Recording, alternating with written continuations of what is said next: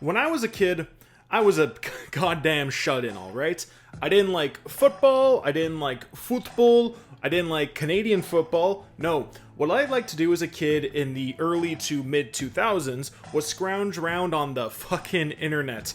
YTMND, Something Awful, Screw Attack, Game Trailers forums, Game FAQs, Mega 60 forums, just to name a few websites I frequented, along with all the other garbage that existed in that era.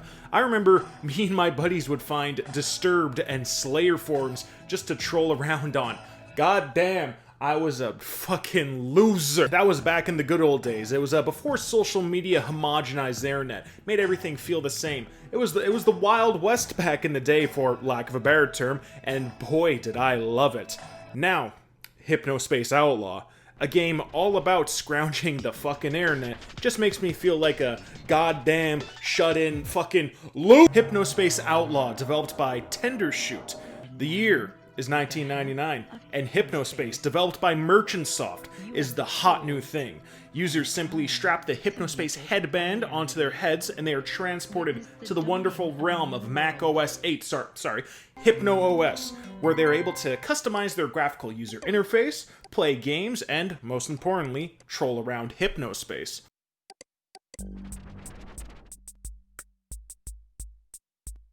You play as an enforcer for Merchantsoft, and your job is to lay down the fucking law, stopping all scumbags from posting copyrighted content, malicious software, harassment, and the like. You are given cases from your supervisors to be on the lookout for specific things, like making sure these degenerates stop posting copyrighted photos of Gumshoe Gooper. Abby writes, "You better be fucking careful with all this Gumshoe Gooper shit you're posting, or else your account's gonna get flagged, and at this point you're just one stop away from getting sent to Rikers." While you can focus on the cases that your supervisors give to you, there's also a lot more things to be found in Hypnospace. Maybe there's some bullying going on that you feel needs to be stopped. Maybe you need to try and find all the squishers that are hidden around Hypnospace. Or maybe you just want to play some of the cool new games that you've downloaded on Hypnospace. Oh, I've been sucked!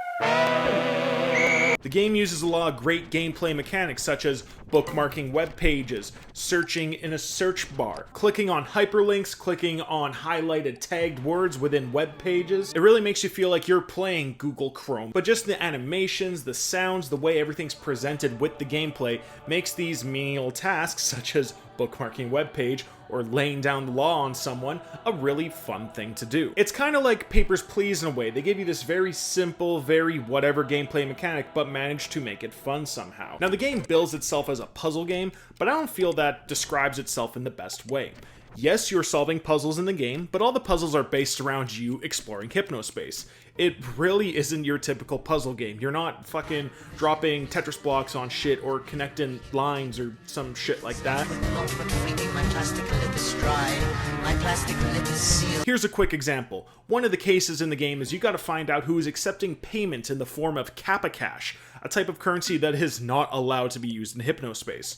Well, maybe if we just go check out someone like Professor Helper. They might be able to help us with some of the- oh no. No, I don't need this don't need help anymore. Why the fuck is my screen waving around? Is there any way I can fucking uninstall this shit? Is it- Professor Helper, you mother- And then that's when your enforcement tools come out in full force. Knock out this guy's webpage, close the case, and just rake in the dough, baby. Now those are the type of puzzles you're going to be solving. It's all based around exploring the wonderful world of Hypnospace. I feel this game would have been better billed as, say, like an exploration simulation game, because all the puzzles that you're solving, it's all based around exploring the wonderful world of Hypnospace. And god damn, what a wonderful world it is. You're going to meet tons of characters throughout your time in Hypnospace Outlaw, whether it be Chowderman in his newest singles. Guess who's back?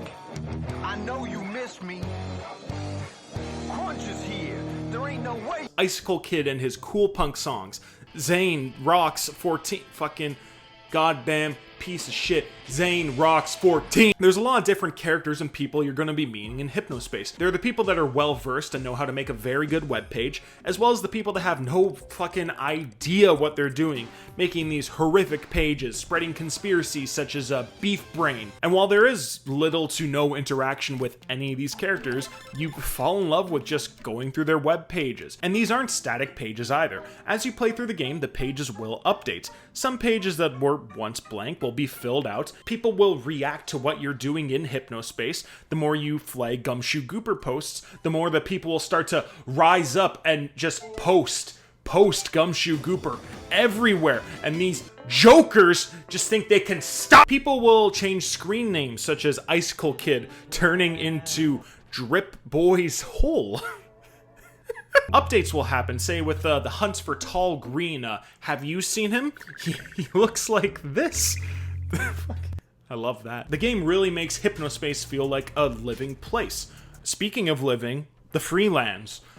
I want to live in the Freelands, goddammit. It seems like such a peaceful and loving place, yet the horrors that are found within Freelands have to be stopped. And with this living world found in the game, you also have a story, an actual narrative in the game.